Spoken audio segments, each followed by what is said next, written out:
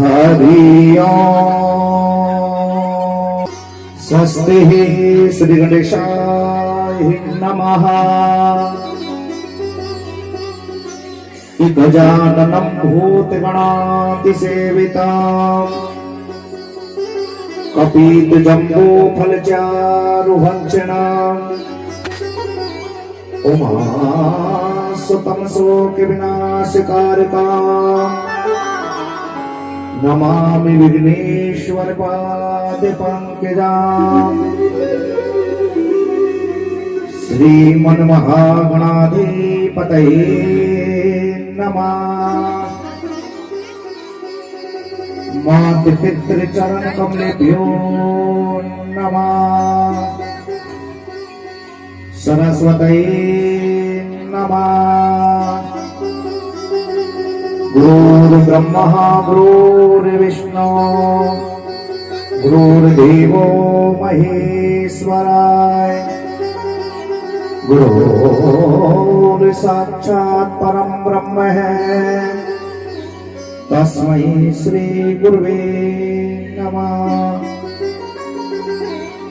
आइए भक्तों माताओं, अपने अपने माता पिता गुरुजन को चरणों में प्रणाम करते हुए अपने अपने कुल देवता, ग्राम देवता, घर के पितृ देवता सबको नमस्कार करते हुए पृथ्वी माता, गौ माता, साधु ब्राह्मणों को नमस्कार करें। सच्चिदानंद रूपाय विश्वोत्पत्त्यादि हेतवे आसन लीजिए प्रेम से प्रभु, कथा करे श्रद्धानुसार। आपदामपि हर्तारं दातारं सर्व संपदां लोकाभिरामं श्रीरामं भूयो भूयो नमामि। भूयो भूयो नमामि। एक बार सभी भक्त माताएं प्रेम से बोले जय श्री कृष्ण। जय श्री कृष्ण। राधे राधे। राधे राधे।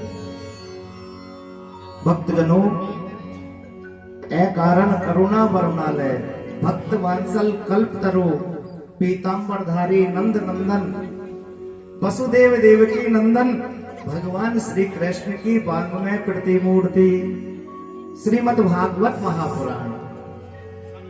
और जो कोई प्रेम से भागवत जी को नमस्कार कर लेता है उन्हें भगवान नारायण के पद की प्राप्ति हो जाती है। प्रेम से बोले जय श्री कृष्ण। जय श्री कृष्ण। भक्तों माताओं, भागवत स्वयं भगवान कृष्ण का ही वाङ्मय स्वरूप है।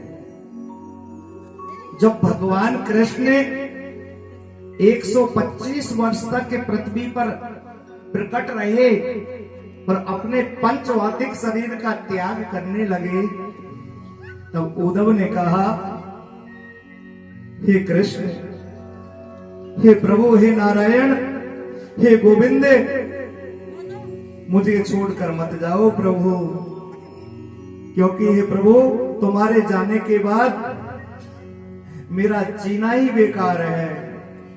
मुझे छोड़कर मत जाओ प्रभु। हे गोविंद, जिस प्रकार एक मछली जल के बगैर जीवित नहीं रह सकती, हे गोविंद, हे वासुदेव, मैं तुम्हारे बगैर जीवन यापन नहीं कर पाऊंगा। हे गोविंद, मुझे छोड़कर मत जाओ। तब भगवान कृष्ण ने कहा कि उद्धव, मैं अपने पंच भौतिक शरीर का त्याग करूंगा और मेरे जो प्राण है ना, मेरी जो आत्मा है, प्राण है, उन्हें मैं भागवत महापुराण में प्रवेश करवा दूंगा।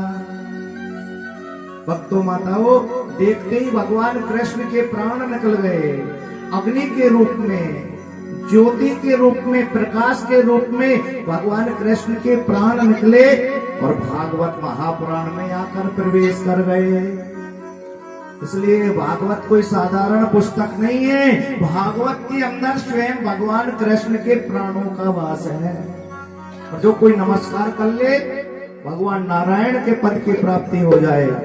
प्रेम से बोले जय श्री कृष्ण, राधे राधे। थोड़ा जोर से बोलो ना, राधे। आइए अपनी वाणी को शुद्ध करने के लिए 2 मिनट भगवान का नाम संकीर्तन करें। माता बहनों को दे दो। गोपाल जय जय गोविंद जय जय गोपाल जय जय जय जय गोपाल जय जय निराधार हरि गोविंद जय जय राधारमण हरि गोविंद जय जय गोविंद जय जय हरि गोपाल जय जय गोविंद जय जय गोपाल जय हरि राधारमण हरि गोविंद जय जय राधारमण हरि गोविंद जय जय गोविंद जय जय हरि गोपाल जय जय गोविंद जय जय गोपाल जय जय ब्रह्मा की जय जय विष्णु की जय जय ब्रह्मा की जय जय विष्णु की जय जय ब्रह्मा की जय जय हरि विष्णु की जय जय ब्रह्मा की जय जय विष्णु की जय जय उमापति शिव शंकर की जय जय उमापति शिव शंकर की जय जय ओ गोविंद जय जय हरि गोपाल जय जय गोविंद जय जय गोपाल जय जय ओ गोविंद जय जय गोपाल जय जय गोविंद जय जय बोलो गोपाल जय जय ओ राधारमण हरि गोविंद जय जय राधारमण हरि गोविंद जय जय गोविंद जय जय। कथा सुनता है भगवान उनकी संपूर्ण कामनाओं को पूर्ण कर देते हैं। कैसी भी कामना क्यों ना हो, कोई निर्धन है, धन चाहिए तो धनवान बन जाए। किसी के संतान नहीं है, पुत्र नहीं है तो पुत्रवान बन जाए महाराज। जिसकी जो इच्छा होती है संपूर्ण इच्छाओं को पूर्ण करने वाला यह कल्प वृक्ष भागवत बताया है महाराज।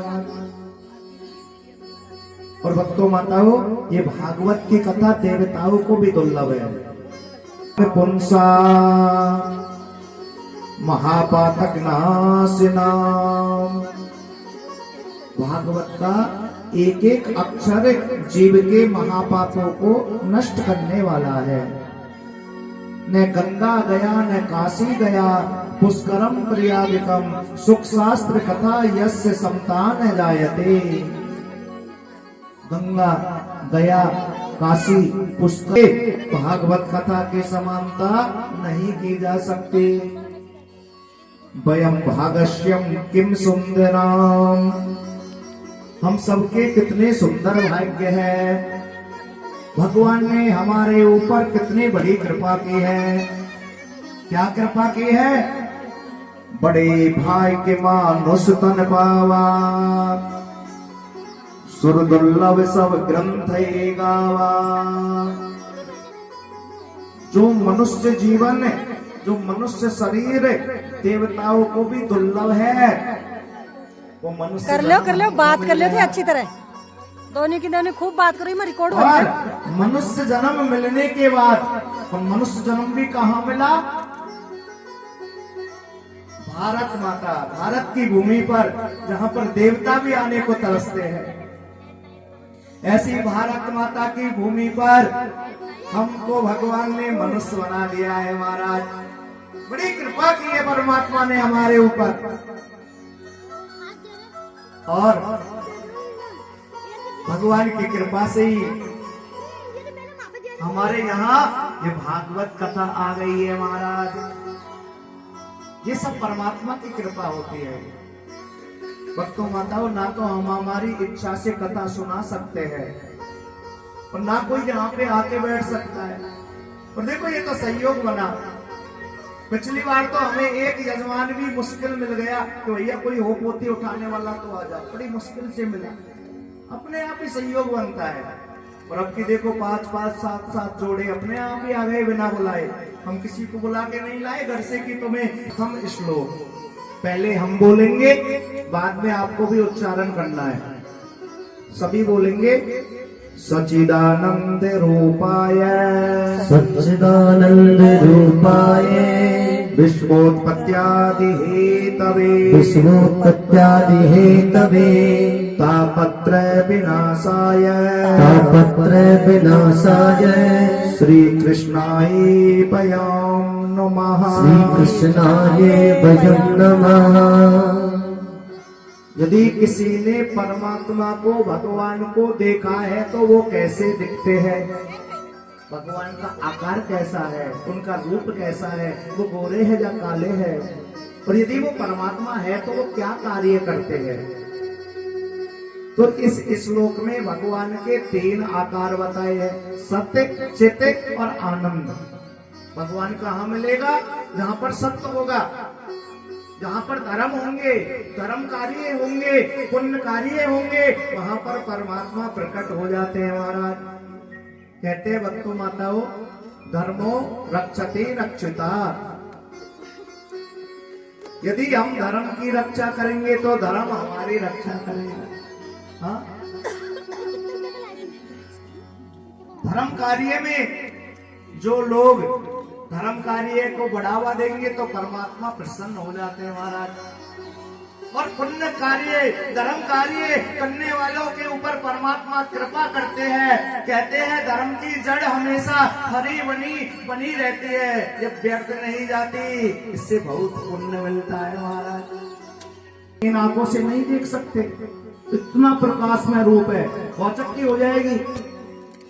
आज भी वृंदावन में निधिवन है, निधिवन। वहां पर रात को जितने भी वृक्ष है ना, सब कृष्ण बन जाए, राधा बन जाए, गोपियां बन जाए, और भगवान रोज रास महारास करते हैं। और जो कोई रात को रुक जाए वहां पे जाके देखो, हजारों समाधियां बन गई, मर जाता है।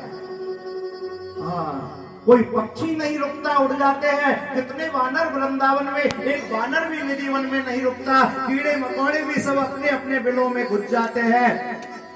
और जिसने भी जिद करी, गोविंदाय नमो नमः, मर गए सब।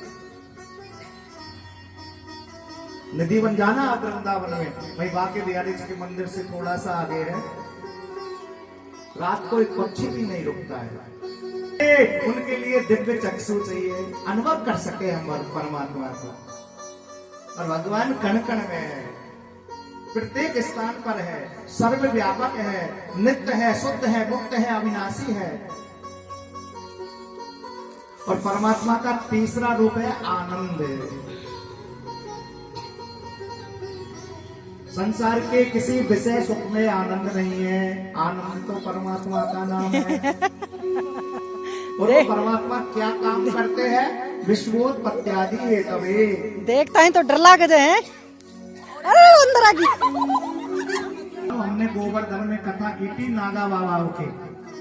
नागा बाबाओं के कोई जल्दी से कथा नहीं सुनाता है, तो हमको बुलाया गया बाबा जियों को, क्योंकि वो भोले बाबा की बूटी देकर चिमटा भी दे दे कथा सुनाने वाले। तो वहां पे एक सर्प ऐसा आता था, रोज कथा सुनता था। ये सब परमात्मा की कृपा है। हम बोले भैया सुनने दो, डसेगा तो डस लेगा, जो होगा जो देखा जाएगा। गोवर्धन में यहाँ पर हमारा पालन हुआ। देखो भक्तों, ये तो बस्ती माता है। हाँ, कहाँ? तुलसी दुर्लभ दोय सुतधारा और लक्ष्मी पापी के घर हो। और वहां पर साधु संतों की सेवा करते थे, और सेवा भी विकट। सेवा भी कैसे? बाबा जी बोलते बेटा 1 घंटा मालिश कर तेल की। हाँ, खूब सेवा करी, खूब मालिश करी महाराज, गाली भी देते, बर्तन दो। जय जय श्री कृष्ण। राधे राधे राधे राधे। वो परमात्मा सारे विश्व को बनाने वाले हैं, हम सबको बनाने वाले हैं, हम सबको जन्म देने वाले भगवान है, हम सबका लालन पालन पोषण करने वाले भगवान है। तो देते हैं जब छप्पड़ फाड़ के देते हैं, और लेते हैं तब थोड़ा सा भरकटियों को भी टेढ़ा कर ले तो पल भर में सब समेट लेते हैं महाराज। सारे विश्व का पालन करने वाले, पिल्ले करने वाले, तापत्रोन्मूलनम देहिक देविक भौतिक तापा, राम राज काहू नहीं व्यापा। शरीर के कैसे भी ताप दुख हो, कैसी भी हारी बीमारी हो, जो इस भागवत के शरण में आ जाए, नियम से कथा सुन ले, उनके कैंसर जैसे जो बड़े बड़े MBBS डॉक्टर भी रोगों को ठीक ना कर सके, वो कैंसर जैसे रोग भी ठीक हो जाए। अभी वृंदायका में हम कथा करके आए थे, सत्यवीर जी सूबेदार आपके राजपूत समाज से ये वृंदायका, लेकिन जैसा भाव बनाकर विश्वास लगाकर परमात्मा के शरण में आ जाओगे तो परमात्मा पार लगा दे। प्रेम से बोले जय श्री कृष्ण, राधे राधे। संपूर्ण कष्टों को मिटाने वाले, किसी के देवता नाराज हो जाए, पितृ नाराज हो जाए, कष्ट देने लग जाए, उन देविक दोषों को भी भागवत की कथा दूर कर दे। भौतिक ताप, पिछले जन्म में कोई पाप बन गए, उनसे दुख पा रहे, उन भौतिक पापों को भी भागवत कथा दूर कर दे। हाँ देखो, अभी अभी हम गिर गए थे छत से, छोटी बहन का मकान बना रहे थे, सिर में भी लगी, सारी हमारी पसलियां टूट गई। तो परमात्मा, हमारा बालक भी गिर गया था इधर पीछे, हम किराए पे आए थे, सिड्डी के 50 टुकड़े हो गए, पर छोटों से कर्म तेरे सच्चे है तो किस्मत तेरी दासी है, और नियत तेरी साफ है तो घर में मथुरा काशी है। भक्तों, आज इस भूमि का पुण्य उदय हुआ है महाराज, और हम सबको बस्ती माता ने पकड़ रखा है महाराज, और ये कथा प्रारंभ हो गई। उसी प्रकार एक क्षेत्र है नैमिषारण्य क्षेत्र। नैमिषारण्य क्षेत्र में बरगद का वट वृक्ष के नीचे सूत जी महाराज विराजमान है। 20 वर्ष की उम्र है, और सूत जी महाराज से मिलने के लिए 88,000 सौनकादिक ऋषि पहुंच गए।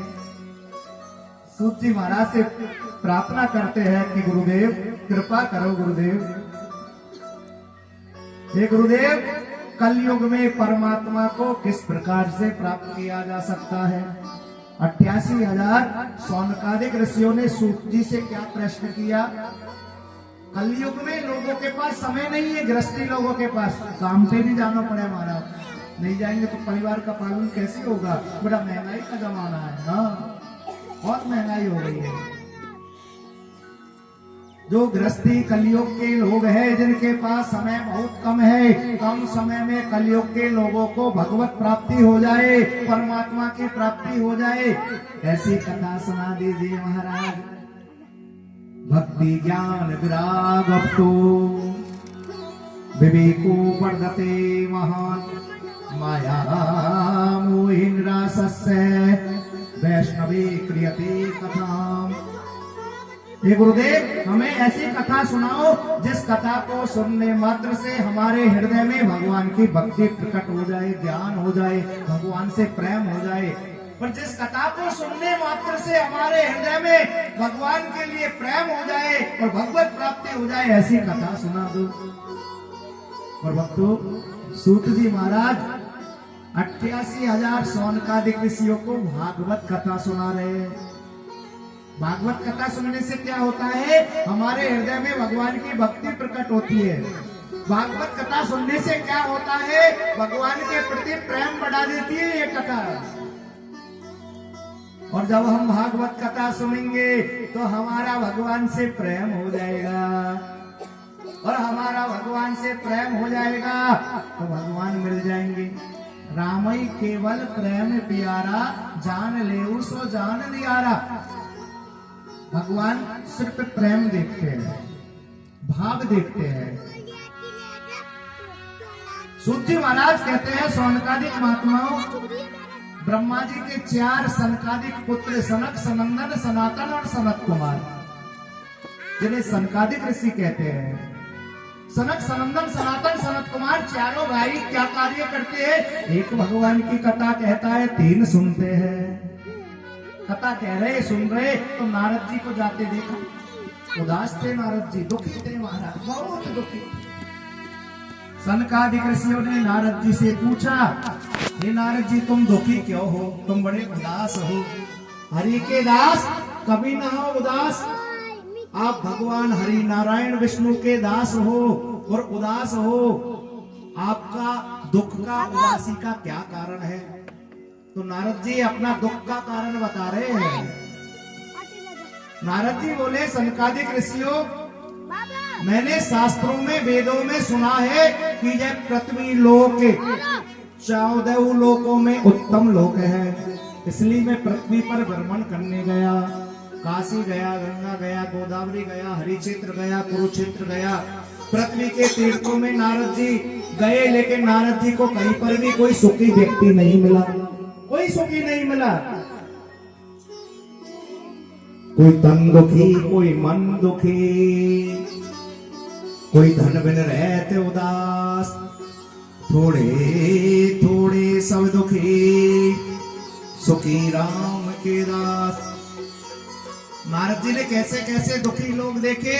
किसी के तो महीने की लाख रुपए की कमाई आ रही है, किसी के 5 लाख की आ रही है, हाँ खूब धन आ रहा है, लेकिन खाते क्या है? कोरी रोटी महाराज, मूंग की दाल और कोरी रोटी, घी से लगी हुई रोटी भी नहीं खाते। ब्लड प्रेशर की बीमारी है, बीपी हाई हो जाए, कि लकवा ना आ जाए, हार्ट अटैक ना आ जाए। हाँ, वो धन क्या काम का? धन बहुत है बहुत से लोगों के पास, लेकिन शरीर से ऐसे पड़े हुए वो धन कोई काम का नहीं। कोई मन से दुखी, बेटा को अच्छा पढ़ाया लिखाया, विदेश भेज दिया, और बेटा ने विदेश में जाके नौकरानी से ब्याह रचा लिया, माता पिता मन से दुखी। हाँ? सूरदास जी को हंसी आई भैया, क्या बात पे आई? प्रेम से बोले जय श्री कृष्ण, तुम्हारा भी हो जाएगा, चिंता मत करो। प्रेम से बोलो राधे राधे। कोई मन से दुखी, कोई धन से दुखी है, भगवान लाख रुपया कम जाए, लाख भी कम गया। हे भगवान 10 लाख कम जाए, 10 लाख भी कम गया। हे भगवान करोड़ कम जाए, करोड़ भी कम गया। लेकिन धन की चिंता में ही लगे रहते हैं। कबीरा सब जन निर्धना, धनवंता ना कोई, और धनवंता सोई जानियो जाको राम नाम धन हो। जिसने संतोष धारण कर लिया वही सुखी है, और बंद कर लेंगे यही हमारे संग जाएगा, और कछु संग ना जाए। नारद जी पृथ्वी के लोगों के दुखों को देखते देखते वृंदावन पहुंचे। वृंदावन में यमुना जी के किनारे एक सुंदर सी नारी, एक सुंदर सी स्त्री महाराज रो रही है, विलाप कर रही है, आंखों से अश्रु बहा रही है। हे गोविंद, हे नारायण, मेरी रक्षा करो, रक्षा करो। और वो सुंदर स्त्री क्यों रो रही है? उसके सामने 2 वृद्ध पुरुष पड़े हुए हैं, अचेत है, बेहोश है, रो रही है। और बहुत सी सुंदर सुंदर नारियां उस रोती हुई नारी को दिलासा दिला रही है, अरे बहन तू दुखी मत हो, अरे बहन भगवान तेरे ऊपर कृपा करेंगे, तेरे दुख भी हमेशा मिट जाएंगे। उसी समय वहां पर नारद जी आ गए। भो साधो क्षणम तिष्ठे मम चिंतामपि नाश है। वो रोती हुई नारी ने नारद जी को देखा तो पुकारने लगी, महाराज रुक जाओ, हे साधो रुक जाओ, क्षण भर के लिए रुक जाओ, हे महात्मा जी मेरे दुख को दूर कर दो। नारद जी ने कहा, हे देवी तुम कौन हो, तुम्हें क्या दुख है? अयम भक्ति खाता। हे नारद जी मेरा नाम भक्ति है, मैं भगवान नारायण की दासी भक्ति हूं, लेकिन मुझे भी दुख है। क्या दुख है? कि सामने 2 बेहोश वृद्ध पुरुष पड़े हुए, ये मेरे 2 पुत्र हैं। ज्ञान वैराग्य नामानो काल योगेन जार्जरो। मेरे एक पुत्र का नाम है देवऋषि ज्ञान है, और दूसरे पुत्र का नाम वैराग्य है। इस कलयुग के प्रभाव से मैं भी वृद्ध थी, लेकिन जब मैं वृंदावन आई तो मेरी वृद्धावस्था दूर हो गई, मुझे सुंदर रूप मिल गया। लेकिन मेरे ये पुत्र ज्ञान वैराग्य का बुढ़ापा दूर नहीं हुआ। महाराज कृपा कर दो नारद जी, ये बेहोश है, इन्हें जीवित कर दो, जागृत कर दो, इनके बुढ़ापे को दूर कर दो, महाराज कृपा कर दो। नारद जी कहने लगे, भक्ति माता तुम रुदन मत करो माँ। हे माँ, मैं तुम्हें वचन देता हूँ, मैं तुम्हारे दोनों पुत्र ज्ञान वैराग्य को जागृत कर दूंगा, मैं तुम्हारे दुख को दूर कर दूंगा। और नारद जी ज्ञान वैराग्य के कान के पास जाकर बोले, उठ जाओ ज्ञान, उठ जाओ वैराग्य, लेकिन वो नहीं उठे। खूब गीता जी के बार बार श्लोक बोले, वेद पुराणों के मंत्र बोले, लेकिन नारद भक्ति माता के पुत्र ज्ञान वैराग्य का बुढ़ापा दूर नहीं हुआ, वो बेहोश है। उसी समय आकाशवाणी हुई, हे देव ऋषि नारद, यदि तुम भक्ति माता का दुख दूर करना चाहते हो, ज्ञान वैराग्य की वृद्धावस्था को दूर करना चाहते हो, सत्कर्म करो, सत्कर्म करो। तो सत्कर्म करो। भक्तों माताओं, नारद जी पृथ्वी के तीर्थों में जाते, बड़े बड़े संत ज्ञानी महापुरुषों के पास, विद्वान जनों के पास जाते और प्रश्न करते, हे गुरुजनों ये बताओ वो सत्कर्म कौन सा है जिस सत्कर्म को करने से भक्ति माता का दुख दूर हो जाए, भक्ति माता के पुत्र ज्ञान वैराग्य का बुढ़ापा दूर हो जाए, वो सत्कर्म कौन सा है? कोई कहता है तप करो, कोई कहता है भजन करो, कोई कहता है तीर्थ यात्रा करो, कोई कहता है यज्ञ करो, कोई कहता है अनुष्ठान करो। हाँ, और यही प्रश्न नारद जी ने सनकादिक ऋषियों से पूछ लिया। सनकादिक ऋषियों, मैंने भक्ति माता को वचन दिया है कि माता के दोनों पुत्रों को जागृत करूंगा, वृद्धावस्था को दूर करूंगा, लेकिन वो सत्कर्म मुझे आज तक पता नहीं चला, इसे करने से भक्ति माता का दुख दूर हो जाए। सनकादिक ऋषि कहने लगे, नारद जी वो सत्कर्म है भागवत की कथा, भागवत सप्ताह की कथा, कि गंगा तटे आनंदिनामिने शुभ स्थाने कथा प्रसंगा, प्रथम दिवसे कथा रसाला, सुकहो मुकहो मुक्ताः। भक्तों माताओं, गंगा जी का किनारा है, आनंद नाम का घाट है, जहां पर सनकादिक ऋषियों ने देव ऋषि नारद जी को यह भागवत की कथा सुनाई है।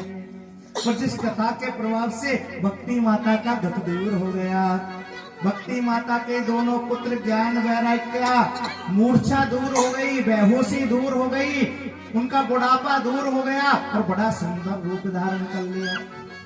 और भक्ति माता अपने पुत्र ज्ञान वैराग्य को लेकर वहां प्रकट हो गई। जय जयकार हो रही है, बोलिए भागवत महापुराण की जय। भागवत कथा में आके नृत्य कर रही है और भगवान की जय जयकार हो रही है। महाराज गुलाम तेरो बनवारी, सुन बरसाने वारी, गुलाम तेरो बनवारी, सुन बरसाने वारी, गुलाम तेरो बनवारी, सुन बरसाने वारी, गुलाम तेरो बनवारी। काले सेवा जय हो।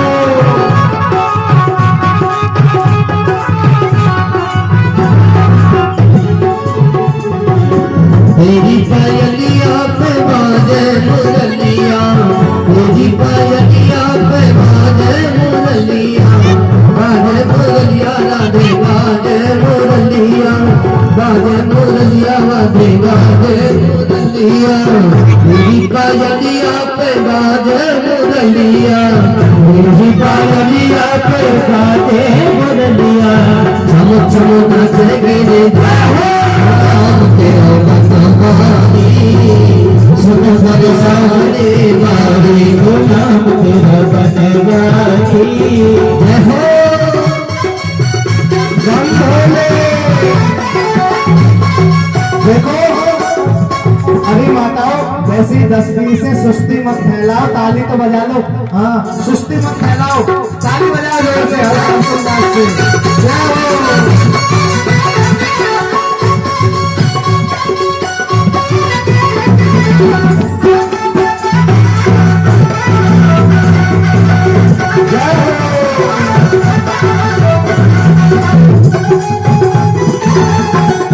जय जय श्री राधे श्याम।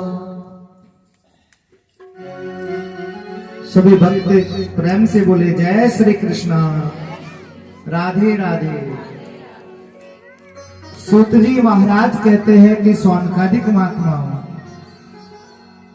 सनकादिक ऋषियों ने नारद जी को ये भागवत सप्ताह की कथा सुनाई, जिसको सुनने से 7 दिन में भक्ति माता का दुख दूर हुआ। भक्ति माता के दोनों पुत्र ज्ञान वैराग्य की मूर्छा दूर हुई, वृद्धावस्था दूर हुई और सुंदर रूप महाराज नवयुवक बन गए। महात्माओं ने प्रश्न किया, गुरुदेव भागवत कथा सुनने से और कौन कौन सा फल मिलता है? सूत जी कहते हैं, ऋषियों, जो कोई भागवत महापुराण के सम्मुख सामने बैठकर इस कथा को सुन लेता है, भगवान उनकी संपूर्ण इच्छाओं को पूर्ण करते हैं। कल्प वृक्ष कैसी भी इच्छा है हमारे मन की, सब पूर्ण होने वाली है। बेटा को नौकरी चाहिए, नौकरी मिलेगी। जमीन जायदाद चाहिए, जमीन जायदाद मिलेगी। मकान चाहिए, मकान मिलेगा, लेकिन नियम से, संयम से। नियम भी बताएंगे। जीवित व्यक्ति तो भागवत कथा को सुनकर अपना कल्याण करता है। जैसे किसी की अकाल मृत्यु हो जाए, कोई फांसी लगा के मर जाए, कोई एक्सीडेंट में मर जाए, कोई जहर खाकर मर जाए, कोई ट्रेन की पटरी पर आकर ट्रेन से कटकर मर जाए, हाँ? तो ऐसे लोगों को मुक्ति नहीं मिलती। उनकी आत्मा भूत प्रेत का रूप धारण करके भटकती है। ऐसे मृत आत्माओं के निमित्त भी इस कथा को सुना दे तो उन्हें उस भूत प्रेत योनि से मुक्ति मिल जाए। देखिए भक्तों, श्रीमद् भागवती वार्ता प्रेत पीड़ा विनाशनी। चाहे घर में कैसी भी प्रेत बाधा क्यों ना हो, पितृ बाधा क्यों ना हो, ये भागवत कथा दूर करती है। और जो कोई भागवत के पूजा करवाता है ना, उनके पितृ प्रसन्न हो जाते हैं। ये सार्वजनिक कथा है। अब कल से जो भी पूजन करवाना चाहे, देखो कहे कि हमारा पति तो नौकरी पे जाए, तो आप अकेले भी नारियल लेके पूजा करवा सको, हाँ? अपने पुत्र से भी करवा सको। पूजन में हम ज्यादा कुछ मंगाते भी नहीं है। हमारे जैसा पंडित भी जल्दी से मिलने वाला नहीं है। पूजन की लिस्ट 1000-2000 की पकड़ा दे, लेकिन यहाँ कुछ नहीं। 5 माला, 1 मोटा गजरा, 1.25 किलो केला और 1 धोना की गड्डी, और कुछ नहीं लाना बस। और सब रोड़े मोड़ी, चावल, कपूर, सुपारी, लौंग, इलायची यही हम भागवत की तरफ से आपको मिल जाएगा। जो भी पूजन में बैठना चाहता है, आधा घंटा लगता है। भूत प्रेत का रूप धारण कर लेता है, उनको भी इस कथा से मोक्ष मिलता है। भक्तों, माताओं, तुंगभद्रा नदी के किनारे एक अनुपम नगर था, उत्तम नगर। उस उत्तम नगर में आत्मदेव नाम के ब्राह्मण रहते, जिनकी पत्नी का नाम धुंधली। आत्मदेव के पास खूब धन दौलत है, कोई कमी नहीं है। खूब जमीन जायदाद, धन दौलत, कोई कमी नहीं है महाराज। लेकिन घर में जो वृक्ष लगाते वो सूख जाए। घर में यदि गाय बांधे तो वो भी बाज रहती महाराज, बछड़ा नहीं डालती महाराज। इनके भी कोई संतान नहीं है। किसी ने कहा महाराज व्रत करो, किसी ने कहा अनुष्ठान करो, किसी ने कहा तीर्थ यात्रा करो, किसी ने कहा यज्ञ करो। जिसने जो बताया सब प्रयत्न कर लिए, लेकिन आत्मदेव ब्राह्मण के कोई संतान नहीं हुई महाराज। भक्तों, माताओं, एक तो आत्मदेव ब्राह्मण के कोई संतान नहीं है महाराज, और दूसरा इनकी जो पत्नी है ना धुंधली, बड़ी खतरनाक है, डेंजर। हाँ, पंडित जी महाराज की पत्नी बड़ी डेंजर है महाराज, खतरनाक, कर्कश स्वभाव की है, कठोर बोलती है, कड़वा बोलती है, बात बात पे लड़ती है, झगड़ती है। हाँ? एक तो बेचारे आत्मदेव यो परेशान कि घर में कोई संतान नहीं है महाराज। क्या मेरी बगीचा में, क्या मेरे घर की बगीचा में मुझे पिता कहने वाला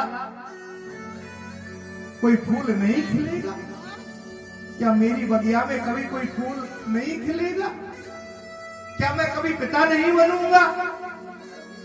धिक्कार है मेरे जीवन को, इससे बढ़िया तो मर जाना ही अच्छा है।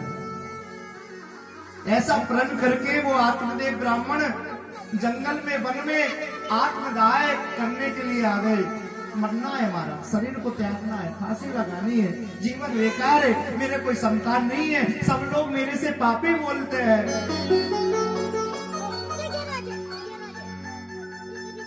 और जैसे ही वन में आत्मले ब्राह्मण आए, एक महात्मा जी सरोवर पर जल पी रहे, महात्मा जी के चरणों में फूट फूट कर रोने लगे,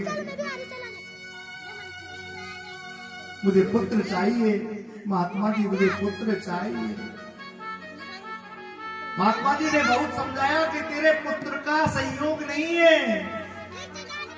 ब्राह्मण कहने लगा, यदि संत ब्राह्मण महाराज, संत गुरुजन आशीर्वाद दे दे तो हाथ की रेखाएं बदल जाए, कुंडली की महाराज भविष्यवाणियां बदल जाए, मस्तक की रेखाएं बदल जाए।